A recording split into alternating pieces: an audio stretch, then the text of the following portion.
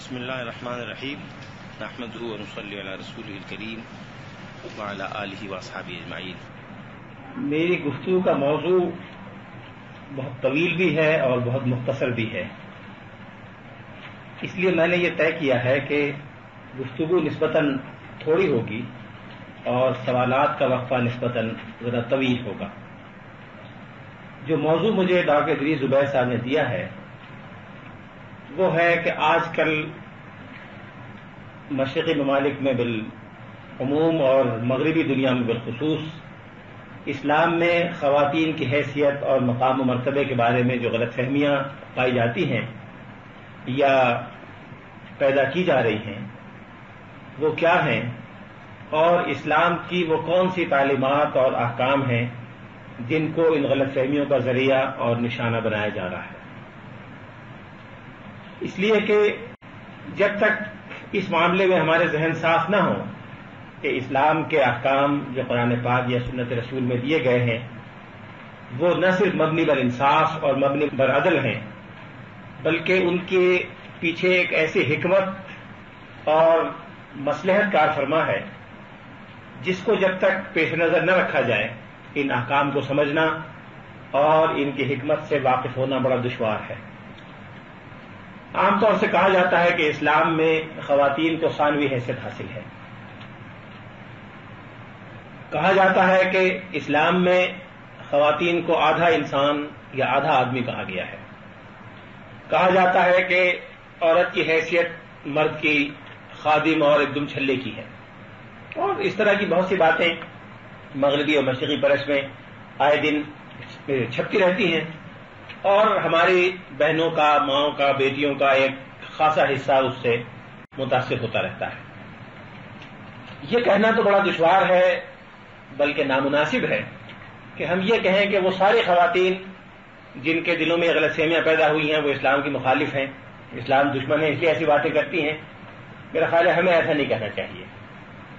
کوئی بھی ایسی بہن یا بیٹی یا ماں جو مسلمان ماں باپ کے گھر میں پیدا ہوئی ہو، مسلمانوں جیسا نام رکھتی ہو، اپنے کو مسلمانوں سے وابستہ کرتی ہو، اسلام کی دعوے دار ہو، اس کے بارے میں ایسا کوئی مفروضہ قائم کرنا بڑی زیادتی ہے۔ ہمیں ہر ایک سے حسن ظن سے کام لینا چاہیے اور یہ سمجھنا چاہیے کہ کوئی غلط فہمی ہے جس کی وجہ سے اس کے خیالات میں کجی پیدا ہوئی یا اسلام کی تعلیم کو صحیح اور معقول انداز میں اس کے سامنے پیش نہیں کیا گیا، اس لیے اس کے ذہن میں بعض وساوس پیدا ہوئے ہیں۔ قرآن پاک میں جہاں جہاں خواتین کا ذکر ہے اس سب کا ایک نظر سے جائزہ لیا جائے تو کئی اہم باتیں ہمارے سامنے آتی ہیں۔ جملہ معترضہ کے طور پہ درمیان میں ابھی ایک بات یاد آئی کہ اگر نیتوں میں خرابی اور کجی ہو تو ہر چیز کا الٹا مفہوم لیا جا سکتا ہے۔ کئی سال پہلے کی بات ہے، ایک امریکن خاتون میرے پاس آئی جس کو یہاں کی خواتین کے خاص گروہ نے دعوت دی تھی کہ وہ یہاں آئے اور اسلام میں حیثیت نسواں پر کوئی ریسرچ پیپر تیار کرے۔ وہ یہاں لاہور میں مختلف خواتین سے میں نام نہیں لوں گا لیکن مشہور ہیں جو اس طرح کی باتیں کرنے میں، ان سے اور مختلف جگہ لوگوں سے ملی، پھر میرے پاس ملنے کے لیے آئیں۔ وہ تو آتے ہی جو سوال کیا انہوں نے کہا کہ کیا وجہ ہے کہ قرآن کی 114 صورتوں میں عورتوں سے متعلق صرف ایک ہی صورت ہے، سورہ نساء۔ اس کے معنی یہ ہے کہ قرآن 1/114 حیثیت دیتا ہے عورتوں کو۔ اب یہ بالکل بڑی سنجیدگی سے اور بڑے غیظ و غضب کے عالم میں اس نے یہ بات کہی۔ میں نے کہا جس نے آپ کو یہ بات کہی ہے وہ نہ قرآن سے واقف ہے، نہ قرآن کے اسلوب سے واقف ہے، اور نہ اس نے کبھی قرآن پاک کے مندرجات کو سمجھنے اور ان سے واقف ہونے کی کوشش کی۔ قرآن پاک کی صورتیں ان کے عنوانات یا موضوعات نہیں ہیں بلکہ نام ہیں۔ سورہ نساء کے یہ معنی نہیں ہے کہ اس میں ساری صورت میں عورتوں کے احکام یا تفصیلات سے بحث ہے اور باقی قرآن میں نہیں ہے۔ اس کے معنی تو یہ ہوئے کہ قرآن پاک نے گائے کو بڑی اہمیت دی ہے، مکھی کو بڑی اہمیت دی ہے، مکڑی کو بڑی اہمیت دی ہے، حالانکہ ایسی بات نہیں ہے۔ یہ تو نام ہے ان کے صرف سمجھنے کے لیے، جیسے انسانوں کے، شہروں کے، علاقوں کے نام ہوتے ہیں۔ اسلام آباد کی یہ معنی نہیں ہے کہ کراچی میں یا لاہور میں اسلام نہیں ہے۔ اس سے پھر اس کی بات سمجھ میں آ گئی. پھر میں نے ان کو قرآن کھول کے دکھایا کہ دیکھو یہ صورتوں کے نام ہیں. ایک صورت کا نام ابراہیم ہے لیکن ہر صورت میں ابراہیم کا ذکر ہے. ایک صورت کا نام مریم ہے لیکن بہت سی صورتوں میں مریم کا ذکر ہے. اس سے اندازہ ہوگا آپ کو کہ غلط فہمی اگر پیدا کرنی ہو تو اس کے لیے کوئی بھی راستہ اختیار کیا جا سکتا ہے. اور اگر غلط فہمی دل میں بیٹھ جائے اور غلط فہمی اختیار کرنے والا اس کو دور کرنے کی کوشش نہ کرے تو وہ دل میں جڑ پکڑ لیتی ہے اور اس کی بنیاد پر پھر ایک بڑی عمارت وہمی اور ہوائی قسم کی بنائی جا سکتی ہے. قرآن پاک میں بے شمار احکام دیے گئے لیکن ان میں سب سے بنیادی اجتماعی حکم جس کا کم از کم 1 درجن مقامات پر ذکر ہے وہ یہ ہے کہ یہ پورا مسلمانوں کا گروہ ایک ایسی امت ہے جو امت متحد ہے، امت واحد ہے، امت وسط ہے، جس کے یہ اور یہ اور یہ خصائص ہیں. وَكَذَلِكَ جَعَلْنَاكُمْ أُمَّةً وَسَطًا اور وَلْتَكُن مِّنكُمْ أُمَّةٌ يَدْعُونَ إِلَى الْخَيْرِ اور وَبَعَثْ فِيهِمْ أُمَّةً جو ہے حضرت ابراہیم علیہ السلام کی دعا. ظاہر ہے قرآن پاک میں یہ نہیں کہا گیا کہ امت میں صرف مرد شامل ہیں، عورتیں شامل نہیں ہوں گی. کوئی نہیں سمجھتا. امت میں مرد اور خواتین دونوں شامل ہیں. پھر امت کے کچھ فرائض انجام دینے کے لیے کہا گیا ہے کہ وہ اچھائی کا حکم دیں، وہ برائی سے روکیں، وہ اہل ایمان ہوں، ایمان کے علم بردار ہوں اور خیر کی دعوت دینے والے ہوں. ظاہر ہے یہ سارے خصائص اور ذمہ داریاں ان تمام افراد کو انجام دینی ہے جو امت کے افراد ہیں، جس میں خواتین بھی شامل ہیں، جس میں مرد بھی شامل ہیں. پھر قرآن پاک میں بحثیت مجموعی یا ایھا الذین آمنوا سے خطاب ہے کہ اے وہ لوگوں جو ایمان لائے. اس میں مرد بھی شامل ہیں، اس میں خواتین بھی شامل ہیں. اور جتنے بھی احکام قرآن پاک کے ہیں وہ سب یکساں طور پر براہ راست ایڈریس کیے گئے ہیں، خواتین کو بھی اور مردوں کو بھی. اس میں کوئی نہیں کہہ سکتا کہ یہ احکام مردوں کے لیے ہیں اور یہ خواتین کے لیے ہے، یا فلاں کے لیے ہیں اور فلاں کے لیے نہیں ہے. ہر اس شخص کے لیے جو ایمان کی صفت سے متصف ہے یہ احکام ہیں اور اس پر ان احکام کا عمل کرنا واجب التعمیل ہے. لیکن بعض جگہ ایسا ہوا کہ قرآن پاک نے بڑی وضاحت اور تخصیص کے ساتھ اس بات پر روشنی ڈالی کہ یہ احکام جو عمومی طور پر جنرل صیغوں میں استعمال ہوئے ہیں وہ اسپیسیفکلی دونوں کے لیے ہیں. اس بات کی وضاحت کے لیے قرآن نے کئی جگہ تذکیر اور تانیث کے دونوں صیغے استعمال کیے ہیں. ان المسلمین والمسلمات والمؤمنین والمؤمنات والقانتین والقانتات والصادقین والصادقات والصابرین والصابرات الگ الگ، تاکہ یہ غلط فہمی کسی کو پیدا نہ ہو کہ یہ اخلاقی خصائص اور خوبیاں جو قرآن توقع کرتا ہے کہ اصحاب ایمان میں پائی جائیں وہ کسی خاص گروہ کے ساتھ خاص نہیں ہیں، بلکہ ہر صاحب ایمان کو ان صفات سے متصف ہونا چاہیے. پھر قرآن پاک کی ایک بڑی اہم اصطلاح ہے ولی و ولایت. اس پہ بڑی بحثیں ہمارے یہاں فقہاء نے کی ہیں.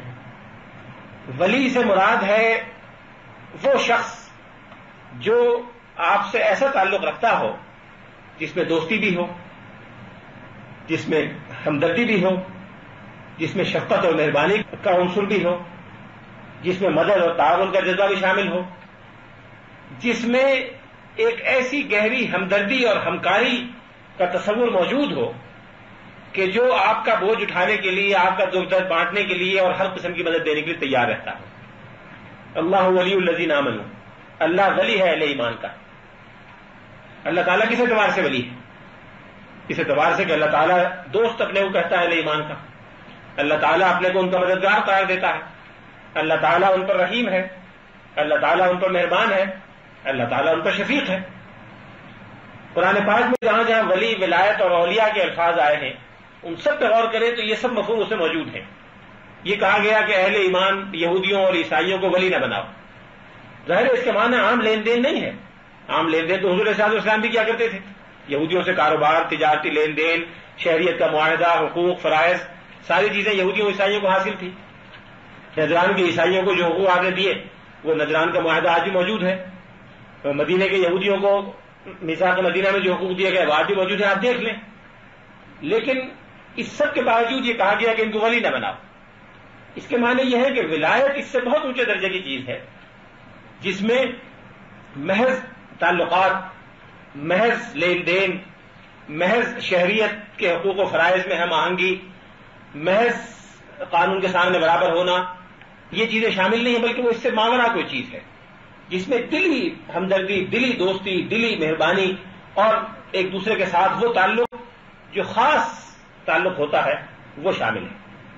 اس مفہوم میں قرآن پاک میں کہا گیا کہ وَالْمُؤْمِنُونَ بَعْضُهُمْ أَوْلِيَاءُ بَعْضٍ وَالْمُؤْمِنُونَ وَالْمُؤْمِنَاتُ بَعْضُهُمْ أَوْلِيَاءُ بَعْضٍ، مومن مرد اور مومن عورتیں ایک دوسرے کے ولی ہیں۔ اس کے معنی یہ ہے کہ مومن مردوں اور مومن عورتوں کا جو آپس کا تعلق ہے وہ عام انسانوں کے تعلق سے بہت ماورا ہے، اور عام ریاست کے شہریوں کے درمیان جو مراسم ہوتے ہیں، جو یہودیوں کے ساتھ بھی تھے، جو عیسائیوں کے ساتھ بھی تھے، جو اوروں کے ساتھ بھی رہے، اس سے یہ بہت اونچے درجے کی چیز ہے۔ اس لیے اس کو خاص طور پر یہاں بھی صیغہ تذکیر اور صیغہ تانیث دونوں کو اختیار کر کے اس ولایت کے تعلق کو بتایا گیا کہ بعضهم اولیاء بعض، اور پھر ان کی نمایاں ذمہ داری صفت پھر دوبارہ وہ دہرائی گئی جو پہلے ایک جگہ بتائی گئی تھی کہ یأمرون بالمعروف وینہون عن المنکر، اور پھر بقیہ چیزیں کہ اچھائی کا حکم دیتے ہیں، برائی سے روکتے ہیں۔ اس سے یہ پتہ چلا کہ قرآن پاک کی نظر میں مردوں اور عورتوں کے درمیان تعلق اور رشتے کی نوعیت کیا ہے۔ قرآن پاک ایک ایسی کتاب ہے جس کی اساس اور بنیاد توحید اور وحدت پر ہے۔ سارا تصور بنیادی قرآن میں توحید اور وحدت کا ہے، وحدت خالق، وحدت مخلوق، وحدت کائنات، وحدت علم، وحدت حقائق۔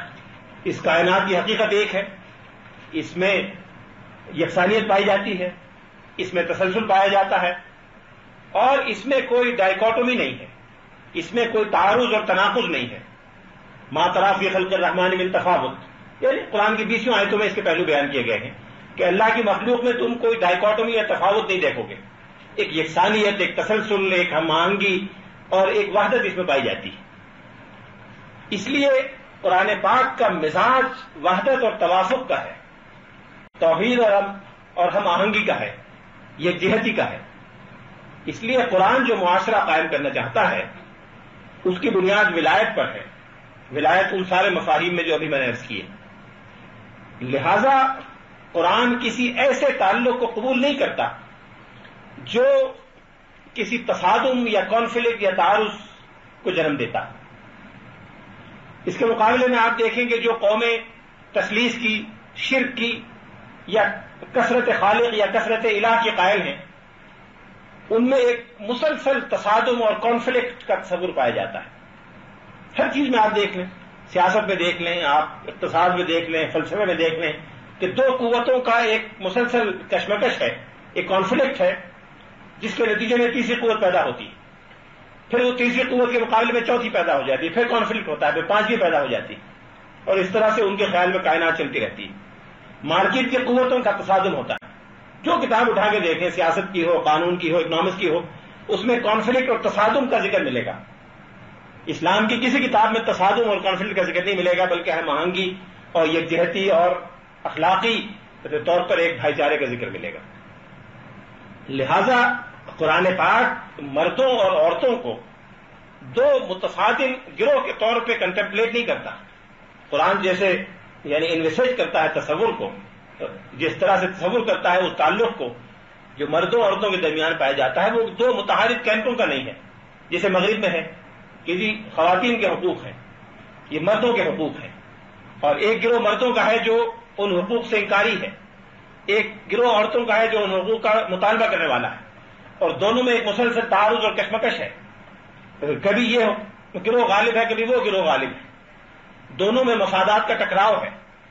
یہ تصور اسلام میں معاشرے کا کبھی نہیں رہا، نہ نظری طور پر نہ عملی طور پر، نہ تھیوریٹیکلی کبھی یہ کانفلکٹ ہوا، نہ عملاً مسلم معاشرے میں وجود میں آیا۔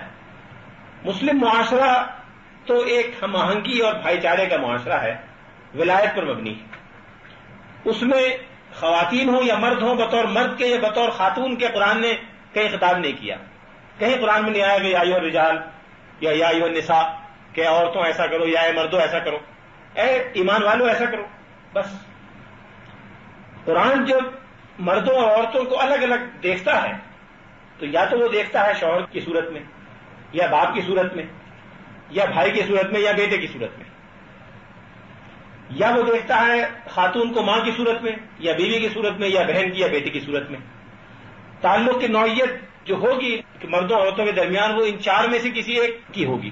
ظاہر ہے اگر لین دین اور تعلق یا انکاؤنٹر باپ اور بیٹی کے درمیان ہے اس کے لیے قرآن پاک میں خاص اصول اور تصور ہے کہ وہ کس طرح کا تعلق ہو. اس میں کوئی سوال کسی کانفلکٹ کا یا تصادم کا یا مفادات کے ٹکراؤ کا پیدا نہیں ہوتا. یا وہ تعلق ہے بھائی اور بہن کے درمیان، اس کا ایک خاص تصور ہے، اس کی ایک اپنی اسپرٹ ہے، یا شوہر اور بیوی کے درمیان ہے. اسی طرح سے اور تعلقات ہیں کہ جن میں کوشش یہ کی گئی ہے کہ جتنی ہم آہنگی اور یکجہتی اور وحدت فکر اور وحدت سمت پائی جائے اور اس کو یقینی بنایا جائے، اس سے دریغ نہ کیا جائے. ظاہر ہے اس کام کے لیے ضروری ہے کہ جو مشترک مقاصد ہیں بنی آدم کے بالعموم اور مسلمانوں کے بالخصوص، ان مقاصد کو یکساں طور پر پیش نظر رکھا جائے. ہم آہنگی جبھی پیدا ہوگی جب مقاصد ایک ہوں. مقاصد الگ الگ ہوں، ایک کا مقصد مشرق ہو ایک کا مغرب ہو، تو ہم آہنگی پیدا نہیں ہو سکتی. اس لیے قرآن پاک نے پہلے امت کے مقاصد تعین کر دیا ہے کہ یہ امت کے مقاصد ہیں. اس کے بعد اس نے افراد کے مقاصد کا تعین کر دیا کہ افراد کے مقاصد ہیں اپنی ذاتی ضروریات کی جائز تکمیل، اپنے ذاتی شخصیت اور آئیڈینٹی کا تحفظ، اور اپنے امیڈیٹ جو فزیکل ریکوائرمنٹس ہیں ان کی تکمیل اس عمومی حد کے اندر جو اجتماعی مفاد سے نہ ٹکرائیں، اجتماعی مقاصد سے متعارض نہ ہوں. یہ چیز اگر ایک مرتبہ پیش نظر رہے تو پھر یہ بات واضح ہو جاتی ہے کہ یہ کام تقسیم کار کے اصول کے بغیر ممکن نہیں ہے. مثلا ایک گھر کے افراد ہیں، ان کے کچھ تو مشترک مقاصد ہوں گے اور کچھ انفرادی ضروریات ہوں گی. ہر فرد کو کپڑا بھی چاہیے، اس کو اپنے سائز کا کپڑا چاہیے، اس کے سائز کا کپڑا دوسرے کے کام نہیں آ سکتا، دوسرے کا کپڑا اس کے کام نہیں آ سکتا. ظاہر ذاتی شخصی ضرورت ہے. ہر شخص کو خوراک بھی چاہیے، اس کو اور ضروریات بھی درکار ہیں. لیکن یہ ذاتی ضروریات کہ اس کو کپڑا چاہیے، شخصی ضروریات کی تکمیل کا سامان چاہیے، یہ اسی وقت تک خوشگوار زندگی فراہم کر سکتا ہے جب تک خاندان کے عمومی مصلحت اور مفاد سے یہ نہ ٹکرائے. اور نہیں ٹکراتا. افراد کا مزاج یہ ہے، کم از کم مسلمان خاندانوں کا، کہ مسلم خاندان کے افراد اپنے اس ذاتی تقاضے اور ضروریات کو خاندان کے مشترک مقاصد سے متعارض اور متناقض نہیں بناتے، متحارب نہیں بناتے، اور ان کی تکمیل ہوتی رہتی ہے ایک خاص انداز میں. کم و بیش یہی انداز ہے مسلم معاشرے میں مختلف خاندانوں کے اور معاشرے کے مفاد کا آپس کا. یہ کام جیسے گھر میں تقسیم کار کا اصول ہوتا ہے، اسی طرح سے معاشرے میں تقسیم کار کا اصول ہوتا ہے. ایک شخص ہے جو معاشرے کا سربراہ ہے، امیر ریاست ہے مثلا.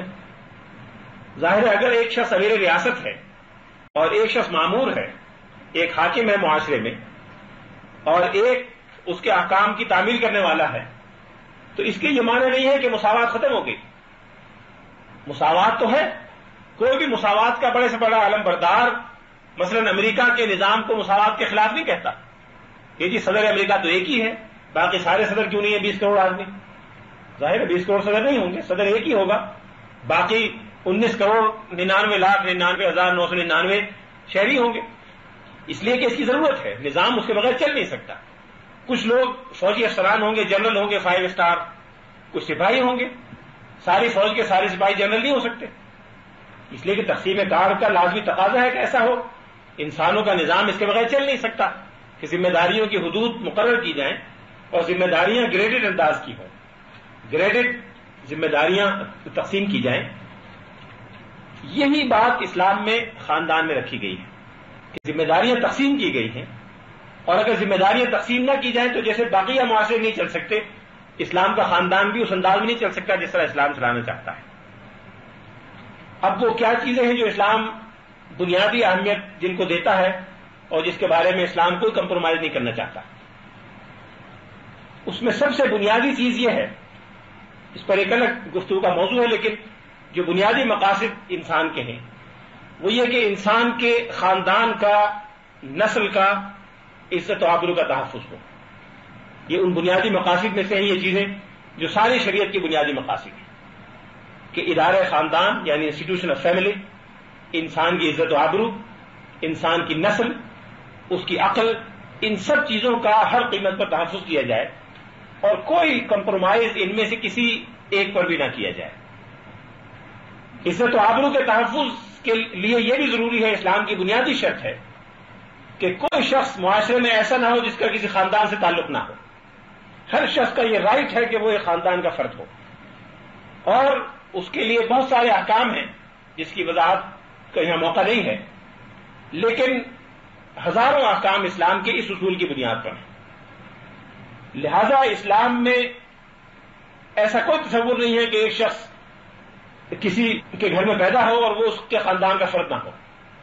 اگر وہ جائز طور پر پیدا ہوا ہے تو اس کے خاندان کا فرد ہے، جائز طور پر پیدا نہیں ہوا تو بھی اس کو ماننا پڑے گا کہ وہ اس کے خاندان کا فرد ہے، اور اگر وہ اس کو ماننے سے انکار کرتا ہے تو اس کو سزا ملے گی اپنے جرم کی، اور پھر بقیہ اس کی تفصیلات ہیں، وہ ایک کرمنل لا کا مسئلہ ہے۔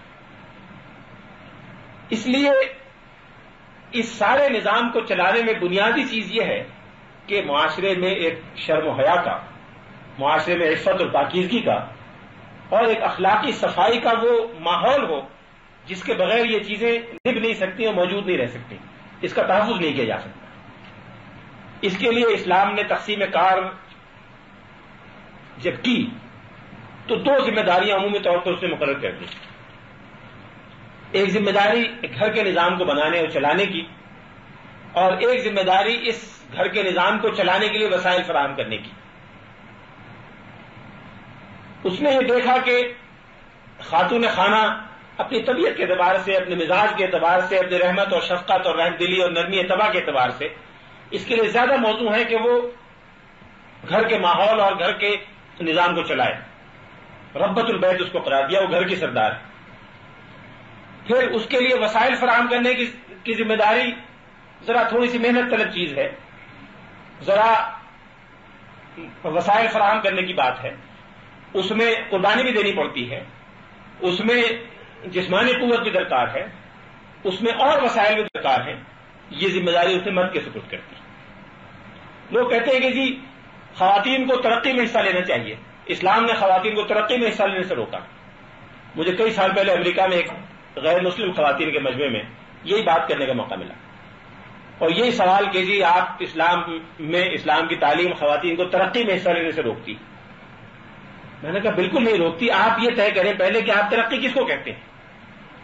ایک ترقی ہے وسائل کی ترقی کہ آپ نے ایک مائک بنا دیا، آپ نے گلاس بنا دیا، قلم بنا دیا، میز بنا دی، ایئر کنڈیشنر بنا دیا، پنکھا بنا دیا، بجلی کا سامان بنا دیا۔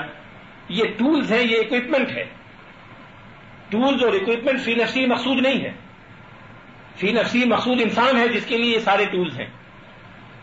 لہذا ڈیولپمنٹ سے مراد بیسیکلی انسان کا ڈیولپمنٹ ہے، اور پھر انسان کی سہولت کے لیے، اس کے آرام کے لیے بقیہ ٹولز اور اکوپمنٹس درکار ہیں۔ کیا آپ کے خیال میں یہ واقعی صحیح ڈیولپمنٹ ہوگا کہ انسان کو تو آپ بھاڑ میں ڈال دیں اور اس کے سہولت کے لیے ساری چیزیں آپ بنا دیں کہ جی انسان کی سہولت کے لیے ایئر کنڈیشنر ہے لیکن انسان کو تنور میں پھینک دو، انسان کے آرام کی خاطر پنکھا ہے لیکن انسان کو جو دلی سکون اور آرام اور راحت ہے وہ میسر نہ ہو، اور بقیہ پھر اس کو بہت کچھ تفصیل سے بیان کیا جا سکتا ہے۔ اس لیے اسلام نے ترقی یا ڈیولپمنٹ کے دونوں پہلو بیک وقت پیش نظر رکھے ہیں، ایک انسان کی ڈیولپمنٹ اور تیاری بطور انسان کے کہ اس کا جو اپنا جینیس ہے وہ ڈیولپ ہو، اس کی جو اپنی صلاحیتیں ہیں وہ اجاگر ہوں، وہ یہ فیل کرے کہ وہ معاشرے کا ایک باعزت باوقار خود اپنی جگہ ایک فرد ہے، اس کو کوئی مشین یا کوئی ٹول کے طور پر ٹریٹ نہ کیا جائے۔ اور دوسری ترقی ہے کہ اس کے لیے اس کے سہولت کی خاطر وسائل اور اکوپمنٹ اور ٹولز فراہم کیے جائیں۔ اس میں جو پہلی ذمہ داری ہے وہ خاتون خانہ کو دی گئی اور دوسری ذمہ داری عمومی طور پر مردوں کو دی گئی۔ یہ ایک تقسیم کار کا اصول ہے جو نارمل حالات میں، عام حالات میں اس پر عمل کیا جاتا ہے۔ اب چونکہ یہ ذمہ داری ایک مرتبہ دے دی گئی، لہذا اس ذمہ داری کو اپنے منطقی تقاضے تک پہنچانے کے لیے قرآن پاک نے یہ طے کیا کہ مالی معاملات جتنے بھی ہیں اس سب کی ذمہ داری، لائبلٹی، وہ مرد کی ہوگی، عورت کی کوئی مالی لائبلٹی نہیں ہوگی، اس لیے کہ اس کو یہ ذمہ داری دی نہیں گئی۔ مثال کے طور پر اگر ایک خاتون ہے وہ لکھپتی ہے، اس کو 10 لاکھ روپے وراثت میں ملے ہیں اپنے باپ سے، اور اس کا شوہر ہے وہ غریب ہے، مزدور ہے، 50 روپے 40 روپے روز کی مزدوری بھی اس کو نہیں ملتی، اس صورت میں بھی یہ خاتون پابند نہیں ہے کہ اپنے شوہر کی مالی ضروریات کی تکمیل کرے یا اپنی ضروریات پر بھی اس روپے کو خرچ کرے. قانوناً اس کو مجبور نہیں کیا جا سکتا کہ وہ اس روپے کو اپنی ضروریات پر یا اپنی اولاد کی یا اپنے شوہر کی ضروریات پر خرچ کرے. شوہر اس صورت میں بھی پابند ہے کہ مزدوری کرے اور اس خاتون کی اور اس کے بچوں کی اور اپنی ضروریات کے لیے وسائل فراہم کرے. جب ایسا ہے، ساری ذمہ داری جب مرد کی ہے اور عورت کی کوئی معاشی ذمہ داری یا مالی لائبلٹی اس پر نہیں ہے، اس لیے شریعت نے جہاں یکساں قسم سے یکساں انداز میں دونوں کو کوئی گین ہو رہا ہو تو مرد کو ڈبل گین دلوایا، عورت کو سنگل دلوایا. بعض صورتوں میں مثال کے طور پر ایک شخص کا انتقال ہوتا ہے، اس کے بیٹے بھی ہیں، ایک بیٹا ہے اور ایک بیٹی ہے. اب قرآن پاک کہتا ہے کہ وَلِلذَّكَرِ مِثْلُ حَظِّ الْأُنثَيَيْنِ کہ بیٹی کو آدھا ملے گا اور بیٹے کو دگنا ملے گا. 30 لاکھ روپے اس نے چھوڑے ہیں تو 20 لاکھ بیٹے کو ملیں گے اور 10 لاکھ بیٹی کو ملیں گے. بظاہر آپ کہیں گے یہ تو عدل و انصاف کے خلاف معلوم ہوتا ہے، لیکن یہ عدل و انصاف کے خلاف نہیں ہے، اس لیے کہ یہ جو 10 لاکھ بیٹی کو ملیں گے یہ بیٹی خرچ کرنے کی پابند نہیں ہے، وہ بھائی پر خرچ نہیں کرے گی، بلکہ بھائی اپنے 10 لاکھ روپے میں سے بیٹی پر بھی خرچ کرے گا، اپنی ذات پہ بھی خرچ کرے گا، اپنی اور ضروریات کی تکمیل پہ بھی خرچ کرے گا. شریعت کا اصول ہے کہ الغنم بالغرم، کہ جس چیز کی لائبلٹی آپ کے ذمہ ہے اس چیز کا فائدہ بھی آپ کو اٹھانے کا اختیار ہے، اور جہاں سے آپ کو فائدہ لینے کا اختیار ہے وہاں کی لائبلٹی بھی آپ کے ذمہ آئے گی. سود اسی لیے حرام ہے اور لیزنگ اسی لیے جائز ہے. لیزنگ اس وقت تک جائز ہے جب تک لیز پراپرٹی ہے، اس کی لائبلٹی اگر آپ کے ذمہ ہے تو آپ کو اس کا بینیفٹ لینے کا بھی حق ہے، اور اگر آپ نے لیسی کو اس کی ذمہ داری ٹرانسفر کر دی تو آپ کو اس کا کرایہ لینے کا حق نہیں ہے، رینٹل لینے کا آپ کو حق نہیں. سود اسی لیے حرام ہے کہ آپ چاہتے ہیں کہ آپ کا جو اصل بینیفٹ ہے وہ آپ کو ملتا رہے، اصل پراپرٹی آپ کی ضائع نہ ہو، نقصان ہو وہ بھی قرض لینے والے کا اور جو تاوان ہو وہ بھی قرض لینے والے کا، اور آپ کے دونوں طرح سے فائدہ ہو، یہ جائز نہیں. اسی اصول کے تحت جو ذمہ داری بھائی پر عائد ہوتی ہے اس ذمہ داری کا تقاضا یہ تھا اصولاً کہ ساری جائیداد اس کو ملتی، لیکن شریعت نے ایسا نہیں کیا. 1/3 اس نے بیٹے کو دیا اور 2/3 بیٹے کو، اس لیے کہ ساری ذمہ داری بیٹی کی ذمہ داری بھی بیٹے پر عائد ہوتی ہے. یہی حال شوہر اور بیوی کا ہے، یہی حال بقیہ معاملات کا ہے. لیکن ایسا نہیں ہے جیسا کہ بعض لوگ سمجھتے ہیں کہ خواتین کا حصہ ہر حال میں آدھا ہے. مثلا ایک جگہ ہے کہ اگر ماں باپ یکساں طور پر ہوں اور ایک شخص کا انتقال ہو جائے، ماں باپ کے علاوہ کوئی اور وارث نہ ہو، فَلِكُلِّ وَاحِدٍ مِّنْهُمَا السُّدُسُ، ان میں سے ہر ایک کو چھٹا حصہ ملے گا، ان میں سے ہر ایک کو چھٹا حصہ ملے گا. اب آپ دیکھیں یہاں باپ تھوڑا سا ڈس ایڈوانٹیجز پوزیشن پر ہے کہ وہ اپنی بیوی کے تمام ضروریات کا کفیل ہے اور کسی صورت میں بھی وہ کفالت اس سے ختم نہیں ہوگی، لیکن یہاں اس کا اور بیوی کا حصہ برابر رکھا گیا ہے، اس لیے کہ جو ماں کا درجہ شریعت نے رکھا ہے اور جو حیثیت ماں کی رکھی ہے وہ باپ سے بہت زیادہ ہے. بیٹی یا پوتی یا نواسی یا بہن یا بہنیں ہوں، 2 یا 2 سے زائد ہوں تو 2/3 ان کو ملے گا، اور بقیہ 1/3 میں سارے دور کے رشتے دار شریک ہوں گے، بشرطے کہ وہ بھائی یا بیٹے یا باپ نہ ہوں. اب یہاں آپ دیکھیے کہ 2/3 خواتین کا ہے اور بقیہ 1/3 میں سارے مرد شریک ہیں. یہ مثالیں میں نے اس لیے دی کہ یہ کہنا یا یہ تاثر قائم کرنا درست نہیں ہے کہ وراثت میں حصہ ہر حال میں آدھا ملتا ہے. بعض حالت میں برابر ملتا ہے، بعض میں زیادہ ملتا ہے، لیکن جن حالات میں آدھا بھی ملتا ہے ان حالات میں بھی اگر بالکل نہ ملتا تو بھی عدل و انصاف کے مطابق ہوتا ہے، اس لیے کہ اس پر کوئی ذمہ داری نہیں. اس کو جو دیا ہے وہ بالکل اس کی پاکٹ منی ہے یا بالکل اس کے ذاتی فضول اخراجات کے لیے وہ اللہ نے دے دیا ہے کہ وہ کرنا چاہے تو کرے. بعض جگہ ایسا ہوتا ہے کہ کوئی خاص ذمہ داریاں ہوتی ہیں جن ذمہ داریوں کے لیے کوئی اختیار بھی دینا پڑتا ہے، اختیار کے بغیر ذمہ داری انجام نہیں دی جا سکتی. خاتون خانہ سے کہا گیا کہ یہ ربۃ البیت ہے، گھر کی سردار ہے، لیکن گھر کی سرداری تو ہے لیکن گھر میں کوئی تصرف کا اختیار نہیں ہے تو سرداری نہیں چل سکتی. سرداری جب چلے گی جب تصرف کرنے کا اختیار بھی ہو.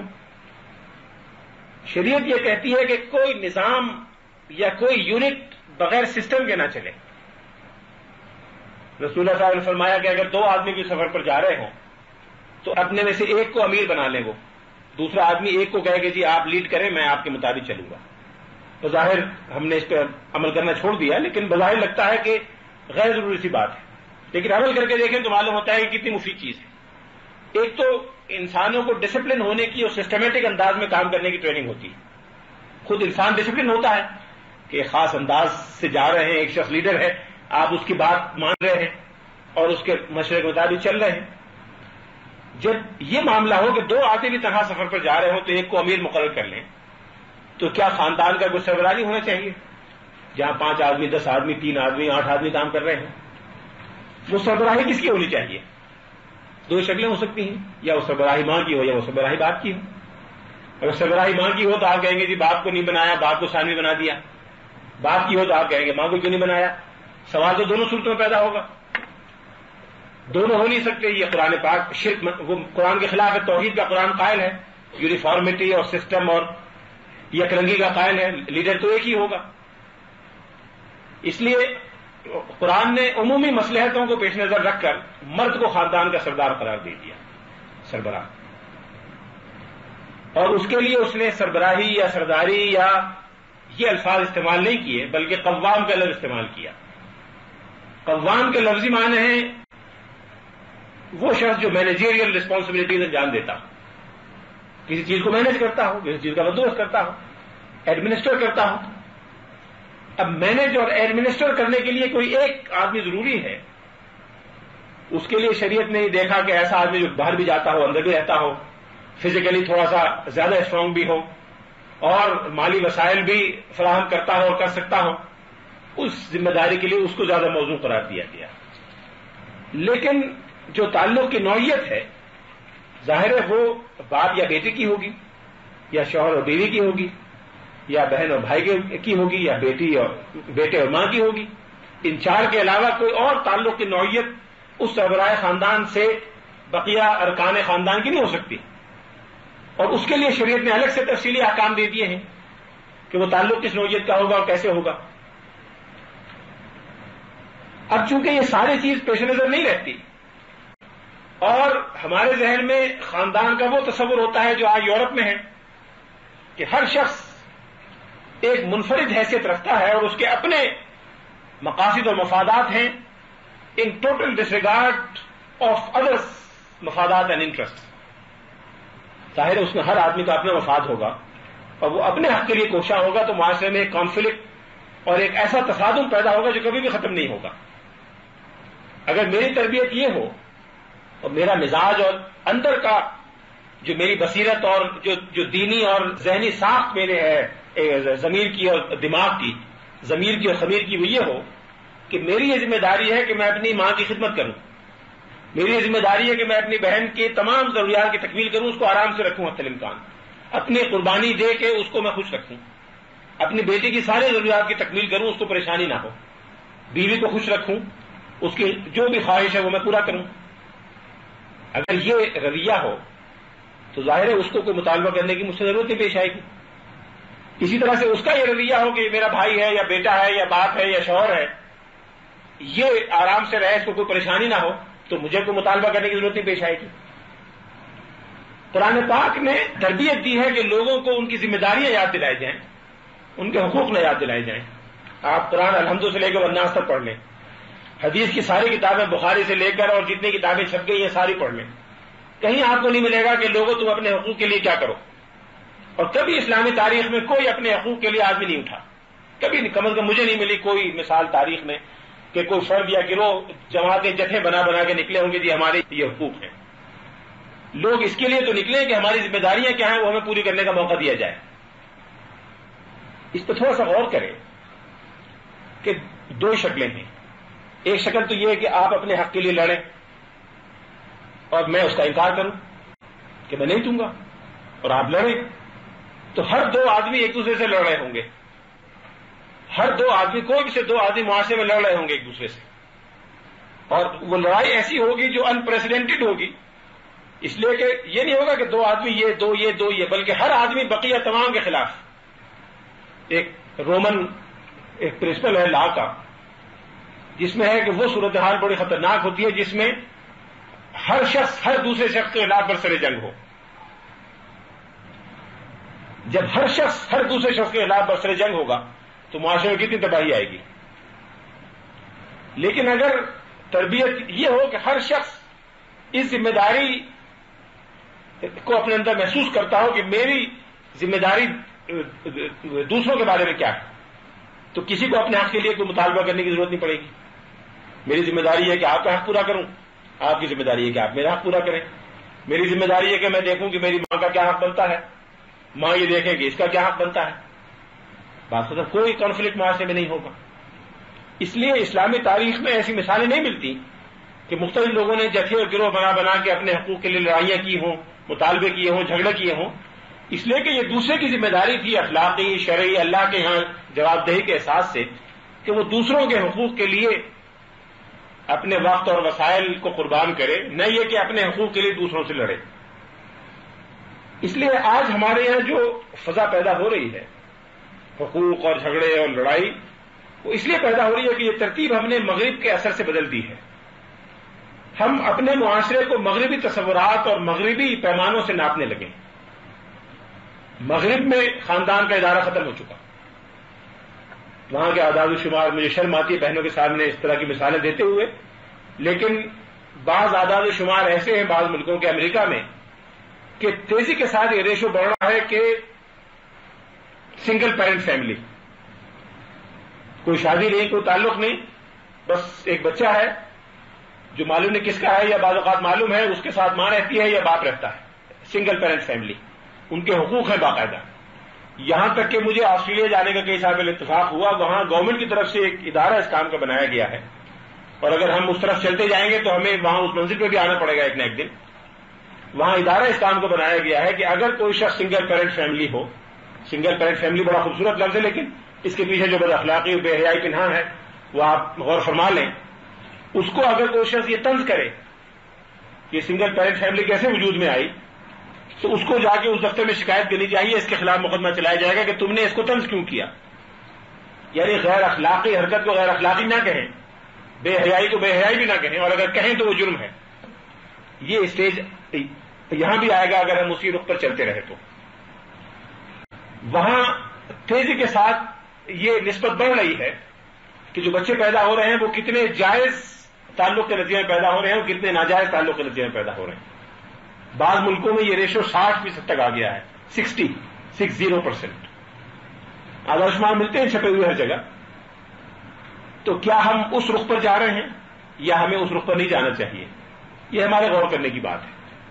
اور پھر ہمیں یہ بھی دیکھنا چاہیے کہ مغربی تصورات یا مغربی رسم و رواج کے حوالے سے جو چیز آج ہمارے ملک میں مروج ہو رہی ہے اس پہ تھوڑا سا ناقدانہ انداز سے اختیار کریں. جتنی تنقید سے شریعت کے احکام کو دیکھتے ہیں کم از کم اس سے آدھی تنقید سے مغربی تصورات کو دیکھ لیا کریں تو شاید بہت سی چیزوں سے ہم بچ جائیں، برائیوں سے. جتنا عقل شریعت کے معاملے میں چلانے کی، اور اپنے ہمارے بروہی صاحب مرحوم بڑے فاضل آدمی تھے، وہ کہا کرتے تھے کہ آج کا مغربی تعلیم یافتہ انسان، وہ انگریزی میں کہتے تھے he sits in judgment to decide whether a commandment of God is acceptable to him or not. وہ یہ فیصلہ عدالت کی کرسی پر بیٹھ کے یہ فیصلہ کرتا ہے، اسلام کو بطور ملزم کے، بطور ایکیوز کے بلاتا ہے کہ بتاؤ تم پر یہ الزام ہے، اپنا موقف ثابت کرو، اور پھر میں فیصلہ کروں گا کہ تمہارے پر یہ الزامات درست ہیں کہ نہیں.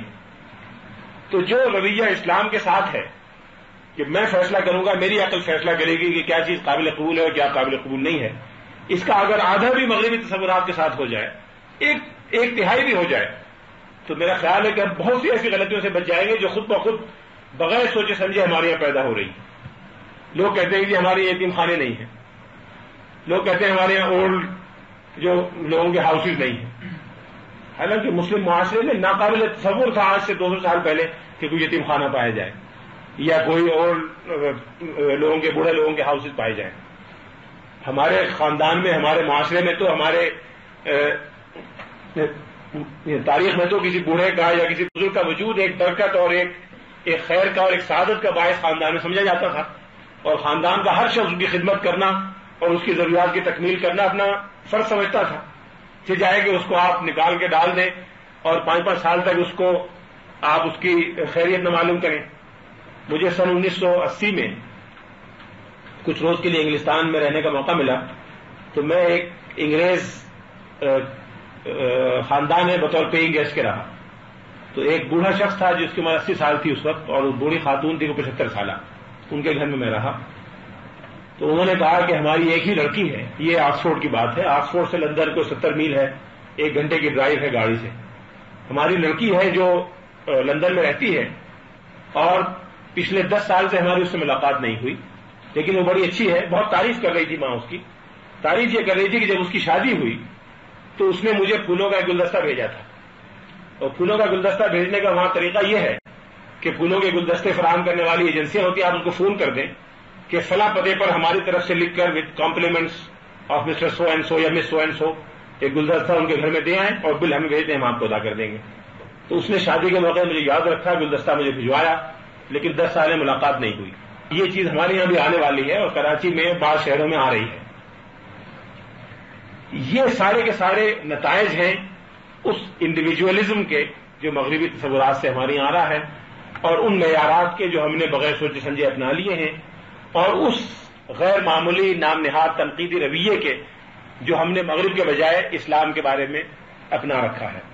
علامہ اقبال نے ایک مرتبہ کہا تھا، ان کی ایک چھوٹی سی فارسی کتاب ہے بس سے باعث کر گئے اقوام شق، اس میں لکھا ہے کہ مومن خود کافر افرنگ شو، کہ تم اپنے عقیدے اور اپنے نظریے اور اپنی تاریخ کے بارے میں مومن ہو اور فرنگیوں کے بارے میں کافرانہ رویہ رکھو۔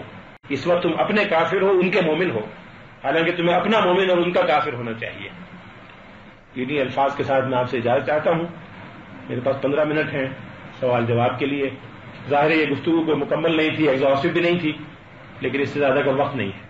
کیا وجہ ہے کہ ہم دیکھتے ہیں کہ اسلام کی اتنی یا قرآن مجید کی اتنی کلیئر تعلیمات ہیں اسٹوڈنٹ کے بارے میں اور سب چیزوں کے بارے میں، لیکن اس کے باوجود ہم اپنے میڈیا میں یا ادھر ادھر دیکھتے ہیں یا سنتے ہیں کہ صرف غیر مسلم نہیں بلکہ اپنے مسلمان بھی خواتین اور مرد یہی ان کا یہی ہونا ہے کہ اسلام نے ان کو حقوق نہیں دیا۔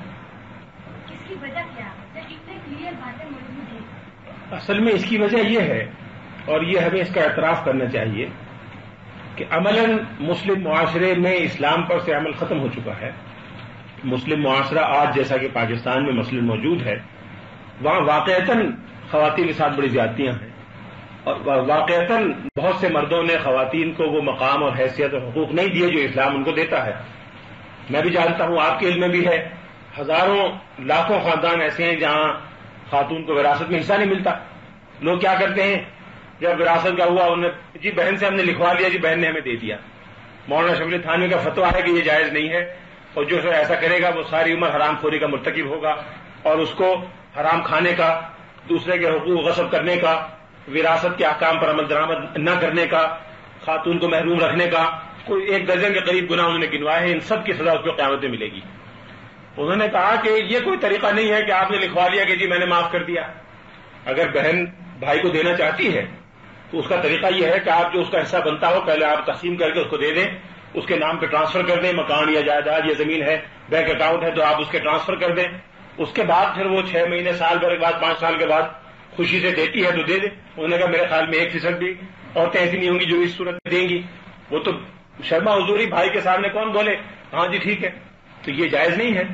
کتنے گھرانے ہیں جہاں جوان لڑکی سے پوچھتے ہیں فلاں جگہ تمہاری شادی کرنا جو منظور ہے کہ نہیں منظور، اپنے مفادات مالی جائیداد یہ وہ اس طرح کے رکھ کے شادیاں کر دیتے ہیں، ان سے پوچھتے بھی نہیں ہیں، ساری زندگی پریشانی میں گزرتی ہے۔ اور اب تو سیاسی مسئلے بھی آ گئی ہیں کہ فلاں خاندان بڑا سیاسی اہمیت والا ہے، ہمیں ووٹ لینا ہے، وہاں شادی کر دو، وہاں سے کر لو۔ ظاہر ہے یہ چیزیں شریعت میں جائز نہیں ہیں۔ خاتون کا حق ہے، اس کی مرضی ہے، اس کو پوچھنا چاہیے، اس کو آزادانہ فیصلہ کرنا چاہیے۔ اس طرح کے بے شمار معاملات ہیں۔ تو کچھ لوگ ہمارے یہاں کنفیوز کرتے ہیں اسلام کے حقوق سے اور مسلم معاشرے میں رائج الوقت صورتحال سے۔ رائج الوقت صورتحال میں بعض بڑی خرابیاں ہیں، اس کی اصلاح کرنے کی ضرورت ہے، اس کو بہتر بنانے کی ضرورت ہے۔ خواتین کی دینی تعلیم کا کوئی انتظام نہیں ہے، خواتین کا مسجد میں جانے کا کوئی انتظام نہیں ہے، خواتین کے لیے کوئی جائز تفریحات کا ہمارے یہاں کوئی بندوبست نہیں ہے۔ کوئی شاید اسلام آباد میں ایک بھی پارک آپ کو ایسا نہیں ملے گا جو خواتین کا ہو۔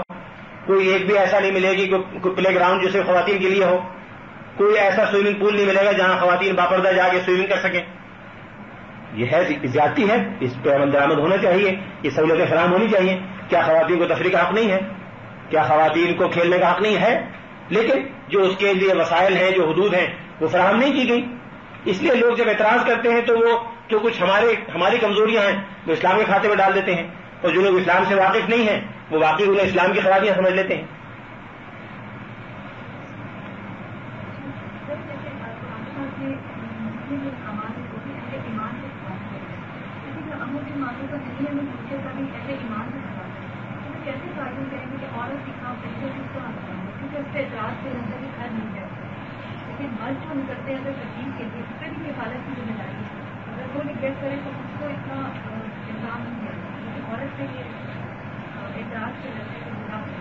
دیکھیے، جہاں تک امر بالمعروف اور نہی عن المنکر کا تعلق ہے، قرآن پاک میں اس کے 4 درجے بتائے گئے ہیں.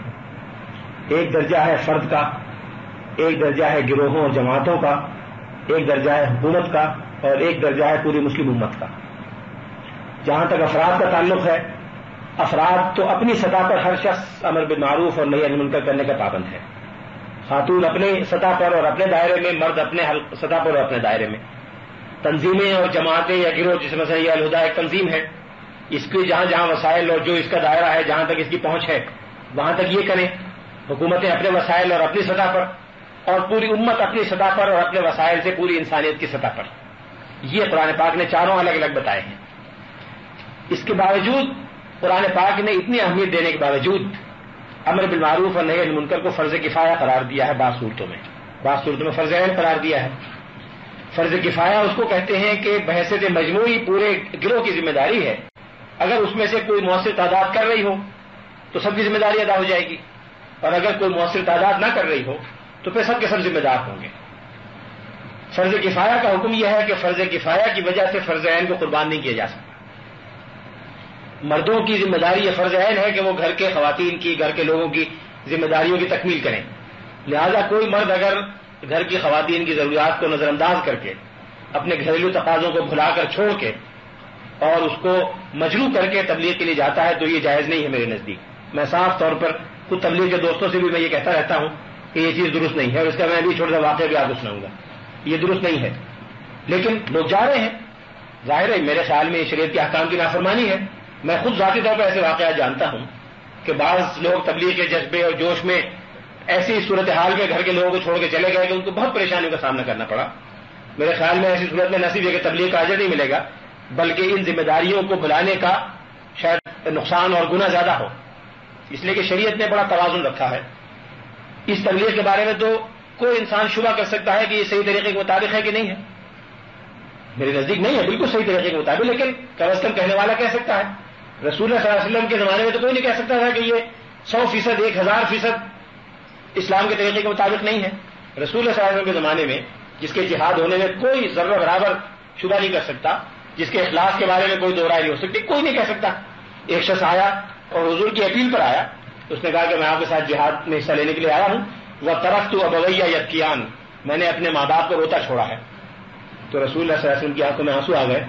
آپ نے فرمایا کہ اذهب وَأَضْحِكْهُمَا كَمَا أَبْكَيْتَهُمَا، تم جاؤ ماں باپ کو ہنساؤ جا کے جیسے تم رلاتے آئے ہو، تم جہاد میں حصہ مت لو. تمہارا جہاد یہ ہے کہ جا کے ماں باپ کی خدمت کرو. اس طرح کی کئی واقعات ہیں جس سے اندازہ ہوتا ہے کہ جہاد جیسے فریضے میں جو اسلام کا طرح امتیاز ہے، ضرورت اسلام حضور نے قرار دیا ہے. جیسے اونٹ کا سب سے نمایاں چیز اس کا کوہان ہوتا ہے، دور سے نظر آ جاتا ہے. تو اسلام کا طرح امتیاز یہ ہے کہ وہ جہاد کی اس میں بنیادی تعلیم ہے. تو جہاد کی تعلیم میں بھی خاندانی ضروریات اور ماں باپ کی خدمت کو نظر انداز کر کے حصہ لینا جائز نہیں قرار دیا حضور نے. لہذا ایسی صورت میں تبلیغ کو کیسے جائز قرار دیا جا سکتا ہے؟ کسی کے پیرنٹس کی ڈیتھ ہوتی ہے، جب وراثت ملتی ہے، جی، عورت کو اگر ملتی ہے تو مرد کا اس پر کوئی رائٹ نہیں ہے. جی نہیں، لیکن اگر مرد کو ملتی ہے تو اس کی وائف پر کتنا؟ مرد کو اپنے پیرنٹ سے ملتی ہے، اس میں بیوی کو نہیں ملے گا. نہیں ایسا تو نہیں ملے گا، لیکن اخراجات جو خرچ ہوتے ہیں نہیں، فیملی بھی خرچ کرتا ہے. فیملی میں کرے گا. وہ عورت کو اسی طرح سے حق ہے جیسے عام اس کی جائیداد میں حق ہے، اس میں بھی حق ہے یکساں طور پر. یعنی وہ یہ نہیں کہہ سکتا کہ یہ تو مجھے میرے باپ سے ملی ہے، یہ میں تم پہ خرچ نہیں کرتا، اس کے علاوہ میرے پاس کچھ ہے نہیں لہٰذا چھٹی. یہ نہیں ہوگا. جو بھی کچھ اس کے پاس ہے وہ کہیں سے بھی آیا، کسی سورس سے بھی آیا ہے، جو چیز جائز سورسز سے آئی ہے اس کو وہ بیوی پر خرچ کرنے کا پابند ہے، اور فیملی پر جو بھی فیملی کی جائز ضروریات ہیں. جی آپ عورت کی آدمی ہے اس کے بارے میں بہت فوکس رہتا ہوتا ہے، تو ہم نے اکثر قرآن میں جو پڑھا ہے کہ فائنینشیل ایشوز جو ہیں ان میں عورت کی آدمی ہوتی ہے، تو اس کے علاوہ کہیں ہے یا اس کے بارے میں؟ دیکھیے، ایک بات کو کہنے کے دو طریقے ہو سکتے ہیں. ایک بادشاہ نے خواب میں دیکھا کہ اس کے سارے دانت ٹوٹ گئے، تو ایک نجومی کو بلایا، ایک معبر کو بلایا، اس سے پوچھا کہ اس کی تعبیر کیا ہے. اس نے کہا کہ آپ کے سارے رشتے دار آپ کی زندگی میں مر جائیں گے. اس کو بڑا غصہ آیا کہ بڑا بدتمیز آدمی، اس کو بھگا دیا. دوسرے معبر کو بلایا، اس نے کہا آپ کی عمر آپ کے تمام رشتے داروں سے زیادہ طویل ہوگی. بڑا خوش ہوا. بات ایک ہی ہے لیکن اس کو دو طرح سے کہا جا سکتا ہے. میں اس کو کہتا ہوں اس طرح سے کہ شریعت نے فوجداری معاملات میں، عدالتی مقدمات میں، عدالتی جھگڑوں میں خواتین کو حتی الامکان ملوث نہیں کیا، اور کوشش کی ہے کہ خاتون کم سے کم ان مقدمات میں پھنسے اور ان معاملات میں جا کے اپنے آپ کو الجھائے. اگر آپ غور کریں، کسی بھی ملک میں جا کے دیکھیں کہ عدالتوں میں جو مقدمات زیر بحث ہیں اور عدالتوں میں جو معاملات آ رہے ہیں جس میں گواہیاں ہو رہی ہیں، اس میں خواتین کی گواہی کا ریشو کیا ہے؟ تو آپ کو 0.1% بھی خواتین گواہی دینے والی نہیں ملیں گی، نہ پاکستان میں، نہ امریکہ میں، نہ انگلستان میں، نہ ہندوستان میں. 0.1% بھی نہیں ہے. آپ کو کسی وقت عدالت کچہری میں جا کے دیکھ لیں، کسی دن اسلام آباد کی کچہری میں جا کے کھڑی ہو جائیں اور جا کے دیکھیں کہ کون گواہان جا رہے ہیں اور اس میں کیا ریشو ہے خواتین کا. پاکستان میں دیکھ لیں یا کسی اور ملک میں جا کے دیکھ لیں، اپنے کسی عزیز کو لکھیں انگلستان میں یا امریکہ میں کہ کسی دن وہ یہ کام کریں آپ کے لیے کہ کسی عدالت کے باہر جا کے کھڑے ہو جائیں دروازے میں اور گنے کے صبح سے شام تک کتنے گواہان اندر گئے ہیں، ان میں کتنے مرد تھے اور کتنی عورتیں تھیں، تو ریشو معلوم ہو جائے گا. اس سے اندازہ ہوا کہ کچھ معاملات ایسے ہیں کہ جو پریکٹیکلی عام طور پہ خواتین کے دائرے میں آتے نہیں، خواتین اس میں حصہ نہیں لیتی. اس لیے قرآن پاک نے ان معاملات میں یہ ہدایت دی کہ اگر کوئی خاتون گواہ ہو، اگر کوئی مرد دستیاب نہ ہو گواہ بنانے کے لیے، تو پھر 2 خواتین کو گواہ بناؤ تاکہ اگر ایک بھول جائے تو دوسری اس کو یاد دلا دے. ان تضل احداہما فتذکر احداہما الاخری، ایک اگر بھول جائے تو دوسری اس کو یاد دلا دے. فقہاء اسلام میں سے بہت سے لوگوں نے یہ لکھا ہے کہ یہ ایک ایڈیشنل فیور ہے ایک خاتون گواہ کے لیے کہ وہ اپنے ساتھ ایک یاد دہانی کے لیے دوسری خاتون رکھ سکتی ہے. لیکن اس آیت پر بڑی تفصیلی بحثیں طویل زمانے سے ہو رہی ہیں. ایک میجورٹی کا نقطہ نظر ہے عام فقہاء کا جو اس کو ایک جنرل اصول سمجھتے ہیں، اور ان کا خیال یہ ہے کہ جہاں جہاں بھی گواہی کا معاملہ آئے گا تو وہاں 2 عورتوں کی گواہی ہونی چاہیے. کچھ لوگ یہ سمجھتے ہیں جو اقلیت میں ہیں، مائنورٹی میں ہیں، وہ یہ سمجھتے ہیں کہ یہ کوئی پروسیجر لا کا حکم نہیں ہے. مثلا یہ رائے ابن تیمیہ کی ہے جو مشہور حنبلی فقیہ ہیں، ابن قیم کی بھی ہے اور بھی بہت سے لوگوں کی ہے کہ یہ ہدایت عدالت کو نہیں ہے کہ جب تم کسی مقدمے کا فیصلہ کرو تو 2 عورتوں کی گواہی پر کرو یا ایک کی گواہی پر کرو، یہ ایک الگ مسئلہ ہے. یہ ہدایت ہے مقدمے کے فریقین کو کہ جب تم اپنا کوئی معاملہ لکھنے لگو، آپ اگر وہ پوری آیت پڑھیں قرآن پاک میں، سورہ بقرہ کی آج ہی پڑھیے گا جا کے، سورہ بقرہ کے آخری حصے میں ہے آیہ مدائنہ جس میں قرض کے لین دین کا ذکر ہے. اس میں کہ اے ایمان والو، جب تم آپس میں قرض کا کوئی لین دین کرو تو کسی مقررہ مدت تک تو اس کو لکھ لیا کرو، اور جو لکھے وہ بڑے عدل و انصاف کے ساتھ لکھے.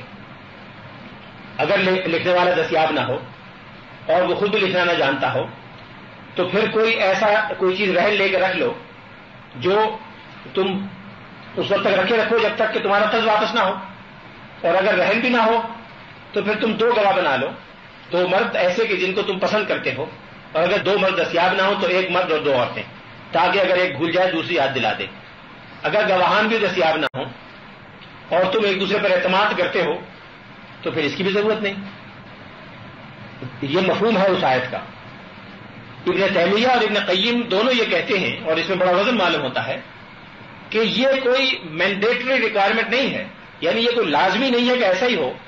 جیسے لکھنا لازمی نہیں ہے کہ اگر لکھ لو نہ لکھ سکو تو رہن رکھ لو، رہن رکھنے کے لیے چیز نہ ہو تو گواہ بنا لو، گواہ نہ ہو ویسے اعتماد ہو تو کوئی ضرورت نہیں. اس کے معنی یہ ہے کہ یہ افراد کو مشورہ ہے کہ تم اپنے کسی مالی مطالبے کو انشور کرنے کے لیے تمہیں کیا کیا کرنا چاہیے، کیا کیا کر سکتے ہو. تو یہ مختلف آپشنز ہیں جو تم اختیار کر سکتے ہو. یہ ابن تیمیہ کا نقطہ نظر ہے جس کو آج کل کے بہت سے لوگ قبول کرتے ہیں. قدیم زمانے میں ظاہر یہ مسئلہ نہیں اٹھا تھا اور نہ کوئی اعتراض کرنے والے اس طرح اعتراضات کرتے تھے، نہ عورتیں کبھی جاتی تھیں. ایک تھیوریٹیکل سا مسئلہ تھا کہ جی 2 عورتوں کی گواہی ہوگی، نہ کبھی ایک عورت گئی، نہ 2 عورتیں گئی، نہ کبھی ایسا پرابلم ہوا. اس لیے اس زمانے میں یہ محض تھیوریٹیکل مسئلہ تھا، اس لیے اٹھا نہیں. آج لوگوں نے اس کو اٹھایا مسئلے کو، تو بحثیں شروع ہوئی، تو مختلف نقطۂ نظر سامنے آئے. اس میں سے ایک ہی ہے جو میں نے بیان کیا، دوسرا وہ ہے جو عام طور پر لوگ بیان کرتے ہیں. قرآن پاک کی آیت میں دونوں تعبیروں کی گنجائش ہے. ایک اسی سے ریلیٹڈ ہے کہ امام بخاری حدیث میں نے پڑھا ہے انگلش میں ہے کہ عورتوں کا عقل کم ہے کیونکہ تم نے نہیں دیکھا کہ وہاں 2 گواہ کو ہوا ہے. وہاں سے مطلب ریزن یہ دی گیا کہ عقل کم ہے اور اس لیے حدیث میں ہے ناقص العقل. دیکھیے یہ جو روایت ہے وہ صحیح بخاری میں ہے، یقیناً ہے، لیکن اس کا وہ مفہوم میرے خیال میں نہیں ہے جو عام طور پہ سمجھا جاتا ہے. ابھی قرآن پاک کی جو آیات میں نے بیان کی اس سے یہ تو پتہ چلا کہ اس میں ناقص العقل کا لفظ بھی ہے، ناقص الدین کا لفظ بھی ہے نا. ناقص العقل ناقص الدین کا لفظ بھی ہے، لیکن ابھی قرآن کی آیتوں میں آپ نے دیکھا کہ دینی تقاضے دونوں کے بالکل برابر ہیں. بعض اولیاء اور بعض جو دینی ذمہ داریاں برابر ہیں، اور جو دینی ریکوائرمنٹس ہیں وہ بھی ساری برابر ہیں. ناقص الدین اور ناقص العقل کا وہاں مطلب یہ ہے، یعنی بہت سے الفاظ اس لیے بھی غلط فہمی پیدا ہوتی ہے کہ کئی الفاظ اردو میں اور عربی میں مختلف مفہوم رکھتے ہیں. اردو میں ایک لفظ عربی کا چل جاتا ہے جو ایک دوسری کنوٹیشن اس کی ہوتی ہے، اصل عربی میں اس کا کوئی اور مفہوم ہوتا ہے. تو اگر ہم اردو الفاظ یا اردو استعمال سے قرآن کے الفاظ کو سمجھیں تو اس سے غلط فہمی پیدا ہو جاتی ہے. عربی میں نقص کے معنی ہے کسی چیز کو ریڈیوس کر دینا، یعنی وہاں مراد حضور یہ بتانا چاہتے ہیں کہ جو دینی ذمہ داری ہے وہ کم کر دی گئی ہے عورتوں پر. یعنی جیسے نماز کا بعض ایام میں ذمہ داری ختم کر دی گئی، یا اور جیسے جہاد کی ذمہ داری ختم کر دی گئی، اس لیے وہاں ذمہ داری کی ریڈکشن کی بات حضور نے فرمائی کہ ذمہ داری کو ریڈیوس کر دیا گیا ہے. اس میں کوئی یعنی دین آدھا ہے یا عقل آدھی ہے یہ مراد نہیں ہے. حضور نے تو خود بہت سی خواتین کی عقل کی بڑی تعریف کی ہے اور مردوں کو ان سے دین سیکھنے کا حکم دیا ہے. حضرت عائشہ صدیقہ کو مثلاً یا اور اگر یہ مفہوم ہوتا تو وہ احادیث کیسے صحیح بیٹھتی.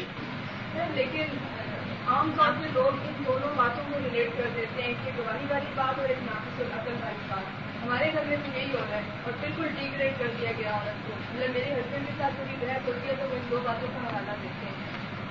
یہ عام لوگوں کو نہیں بتایا جا رہا اور یہ ہمارے عالم میں یہ اسی طرح ہی جی ہاں، عام حالات میں اس طرح کے معاملات میں عورتیں نہیں پڑتی. اس کی وجہ یہ کہ مشاہدہ ہے کہ نہیں پڑتی. تو اگر قرآن نے یہ فیور دیا ہے تو اس میں اعتراض کی کیا بات ہے؟ میرے خیال میں تو یہ درست بات ہے. جیسے آپ نے بتایا کہ نقص کا مطلب اس کی ذمہ داری کم کر دی ہے، لیکن عقل کو جب نقص اس میں جب نقص کی بات کی گئی تو اس میں مطلب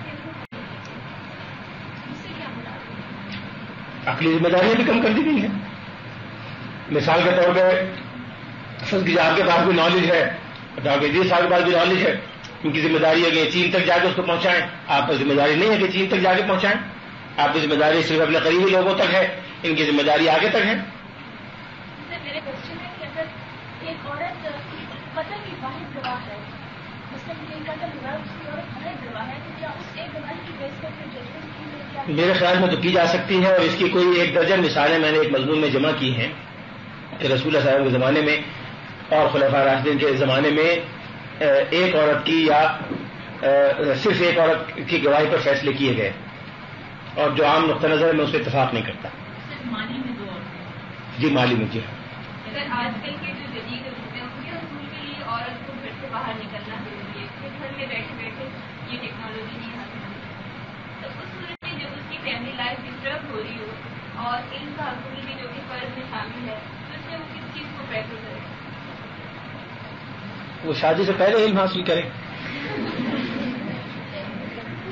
شادی کے بعد دیکھیے نا بہت سارے چیزیں ایسی ہیں کہ وہ واقعی ضروری نہیں ہے خواتین کے لیے. یعنی جو واقعی ضروری چیزیں ہیں اس کے لیے ایڈجسٹ کیا جا سکتا ہے، لیکن جو چیزیں غیر ضروری ہیں اس کے لیے فیملی لائف کو ایڈجسٹ کرنا ڈسٹرب کرنا بڑا دشوار ہے. خود آپ اپنے میرے جواب سے قطع نظر اپنے قرب جوار میں دیکھیں کتنی فیملیز ہیں جو اس لیے تباہ ہوئی کہ ان کی خواتین نے اس پر توجہ نہیں دی اور کسی اور طرف توجہ دی.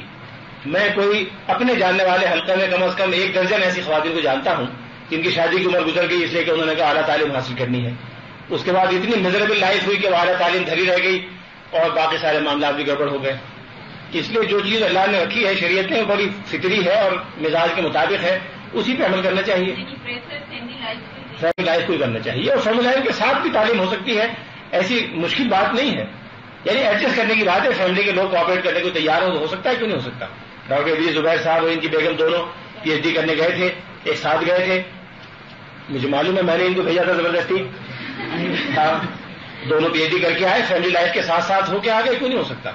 ہو سکتا ہے اس لیے کہ دونوں کا ایک ذوق تھا, ایک مزاج تھا, دونوں نے کر لیا.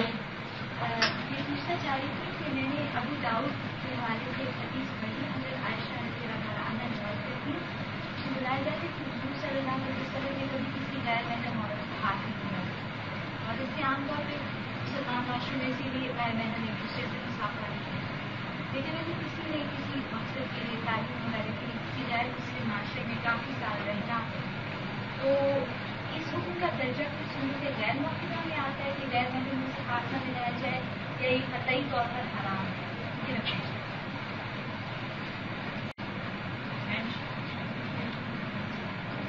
میرے خیال میں یہ مکروہ ہے, مکروہ ہے میرے خیال میں.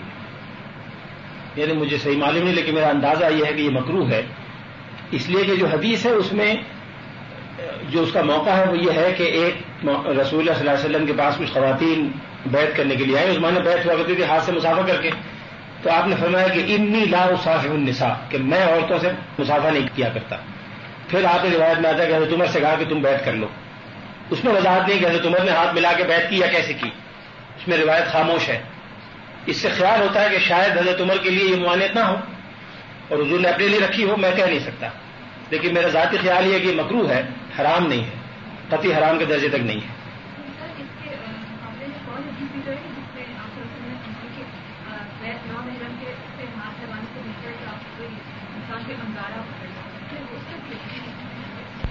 نہیں, وہ کسی بہت بری نیت سے, سمپل شیک ہینڈ نہیں, یعنی کسی بری نیت سے کوئی کسی کے قریب ہو اس کو ٹچ کرے وہ. یہ کہنا تھا کہ جس طرح آپ نے بتایا کہ عورت کے حقوق ہیں اور حقوق کی بجائے اگر ذمہ داریاں کی طرف توجہ دیں تو زیادہ بہتر ہے. لیکن اگر ایک طرف عورت کے مکمل طور پہ حقوق نہ ادا کیے جا رہے ہیں تو کس حد تک وہ اپنے حقوق کو دینے کے لیے کوشش کر سکتے ہیں؟ نہیں کر سکتی ہے, کرنی چاہیے, لیکن میں تو مسلم معاشرے کا ایک ماحول بتا رہا تھا, مزاج بتا رہا تھا. یہ مطلب نہیں کہ جہاں حقوق نہ دیے جا رہے ہیں وہاں اس کے لیے آواز نہ اٹھائی جائے, بلکہ میں تو کہوں گا کہ اس کے لیے مردوں کو پہلے آواز اٹھانی چاہیے, عورتوں سے پہلے. جو مرد ہیں وہ عورتوں کے حقوق کے لیے آواز اٹھائیں, خود عورتیں بھی اٹھائیں. صرف سر فقط آواز اٹھائیں یا مرد کوئی عملی کوشش بھی کریں؟ مرد عملی کوشش بھی کریں, آواز بھی اٹھائیں, ہونی چاہیے. وآخر دعوانا الحمد للہ رب العالمین.